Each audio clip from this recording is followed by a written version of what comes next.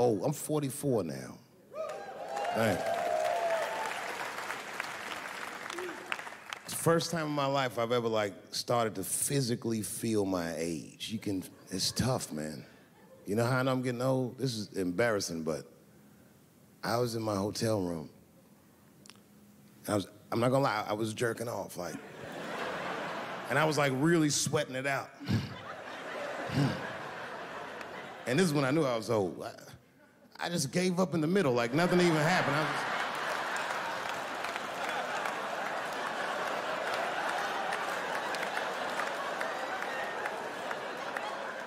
I don't like looking at my dick anymore. My dick looks distinguished. It's old, an old-looking dick. It's got salt and pepper hair all around it. My dick looks like Morgan Freeman in the 90s. Without the dots. My dick narrates. Dave pulled me out and started jerking me around and jerking me around. But not with the same vigor as when he was young. He and I both knew nothing was... I see my age in my children. I came home from the road, this is not long ago. I've been gone for, if you can picture, I was gone for weeks and weeks. And when I came back, nobody was home. Now, one person in my family thought that maybe I'd like to see them when I got back. Like, they knew when I was coming back, but they just weren't home. And that shit was a wake-up call. You know, like when my kids were little, and the tour bus would pull up to the house, these motherfuckers would spill out. Dad is home, hooray! And they'd hug me and kiss me, and then as the years went on, they'd get less interested. Hey, everybody, look, it's Mr. Promises back from the road.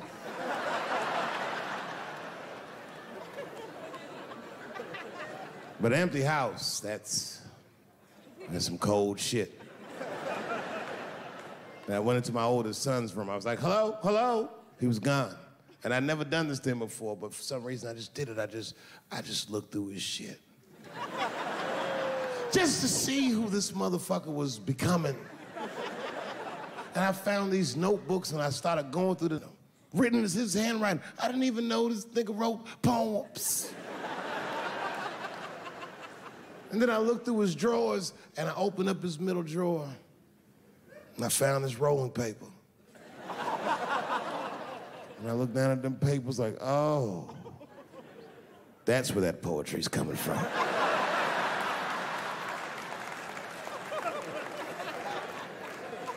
And that shit broke my heart. I mean, I smoked weed, but I mourned my son's innocence. And I cried a little bit. And I took his papers upstairs to my room. Rolled some weed that I'd hid from the family. And I got really high. And then I got paranoid, so I put his papers back how I found them. So he wouldn't know what I was up to.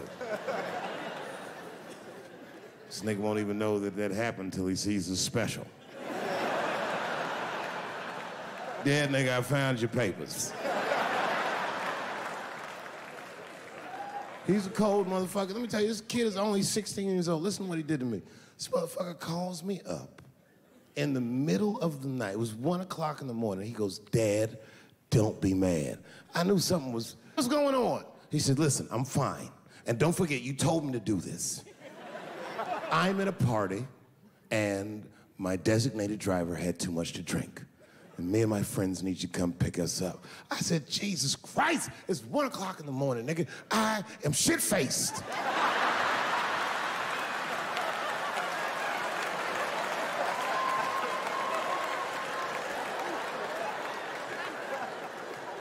But I figured, fuck it, it's better me than some kid. I might as well roll the dice and go pick my nigga up. I said, all right, I'm coming to get you. Just give me the address and I'll be right there. And then he gave me the address and I was shocked. I said, son, you are not gonna believe this, but I'm at the same party, nigga.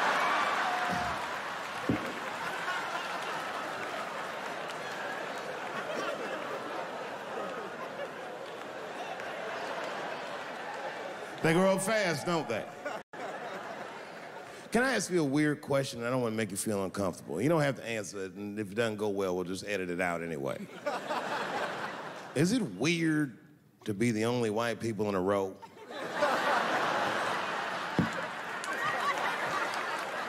Is it weird? I mean, you can be honest. Does it feel strange? Are you worried at all? Give me your money, motherfucker. I'm just fucking around. I was gonna say. This guy got ice in his veins. He didn't even buckle. You know, like many black men my age, the first time I voted was 8 years ago. Right.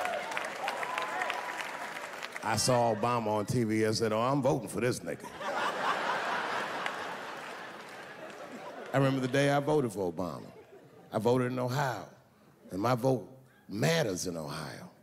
Ohio is a battleground state, but when I pulled up to the polls, all the soldiers were in line. There were so many black people in that goddamn line, I didn't even know it was the polls. I thought it was a check cashing place.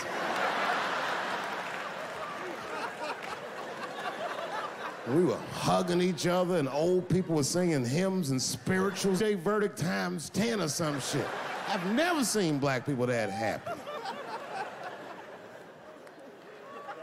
8 years later, I'm pulling up to the polls again.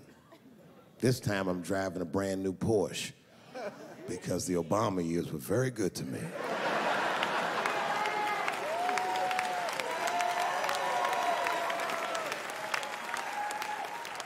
I was early voting, and when I parked my car, I figured out something that it would take the rest of the country another week to figure out. I understood that Donald Trump was going to be our next president because in Ohio, unlike D.C., you could see the results in the parking lot. Saw all these goddamn pickup trucks and tractors and shit.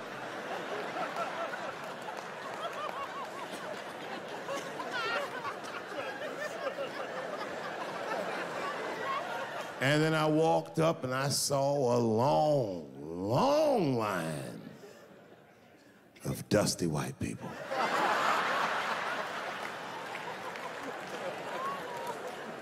Yes, ladies and gentlemen, these were the poor whites. And I must tell you, I've never had a problem with white people ever in my life. But full disclosure,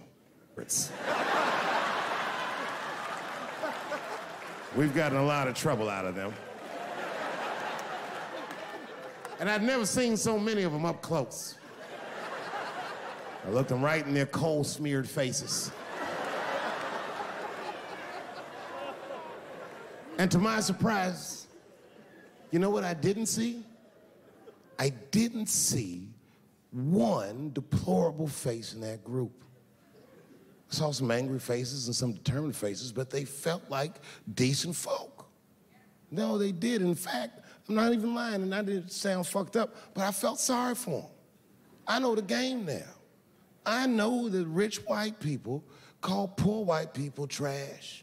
And the only reason I know that is because I made so much money last year, the rich whites told me they say it at a cocktail party.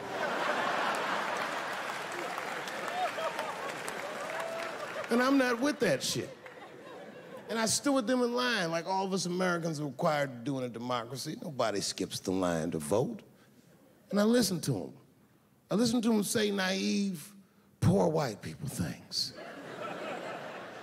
Man, Donald Trump's gonna go to Washington and he's gonna stand there thinking in my mind, you dumb motherfucker.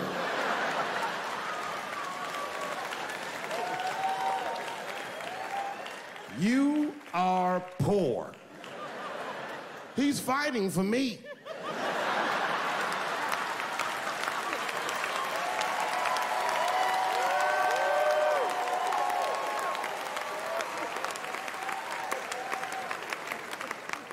And they all looked at me. They could tell who I was voting for just as easily as I could tell who they were voting for. But do you guys know what we all had in common? Not one of us, not a single one of us, looked like we felt good about what we had to do in that booth.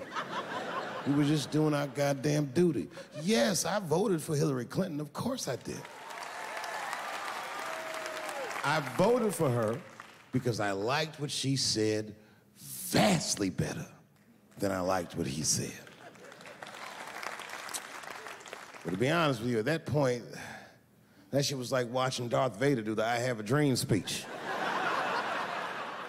That bitch is mean as hell. She'd already Karate Kid swept Bernie Sanders' legs from underneath him. Boy, it was hard voting for that shit. But it was the lesser of the evils. I know you were a Clinton supporter, Miss I am sorry for her, but it didn't feel as good as it should have. She was gonna be our first woman president. They were gonna make coins out of this bitch.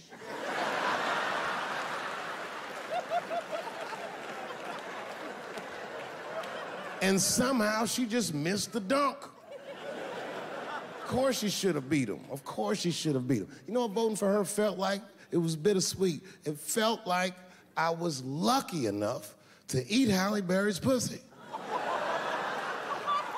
And whilst I was doing so, she fucking farted in my face, man.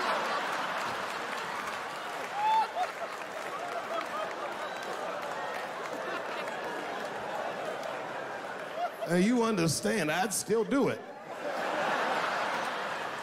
But boy, I wish she didn't fart in this great nation's face. I voted that day, and then that same day I flew to New York City. I had work. That night I was in a comedy club in New York, and I said to an audience almost exactly what I just said to you. And I didn't know that there was a journalist in the room. And this journalist wrote an article. The headline of the article said, Dave Chappelle is an avid. Yeah, I had no idea the paper said that. And you know how I found out? My wife called me from Ohio the next morning in a goddamn panic. David, what the fuck is going on in New York? I said, I'm being good, but what have you heard?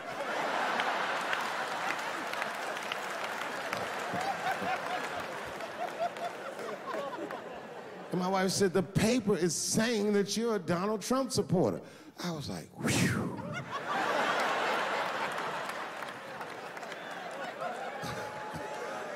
I said, don't worry about that shit, baby. Nobody in their right mind would believe that. And she said, no, David, people believe it. And then she started reading the comments to me. Oh, they were terrible. All these black people calling me all kinds of Uncle Toms and shit. I should tell you, buddy, this is a very serious allegation from one black to another. I was incensed. Uncle Tom? How am I Uncle Tom, nigga? You the one that reads The Observer? Anyway, all this shit goes down around, and now Trump is the president, and I'm hosting Saturday Night Live.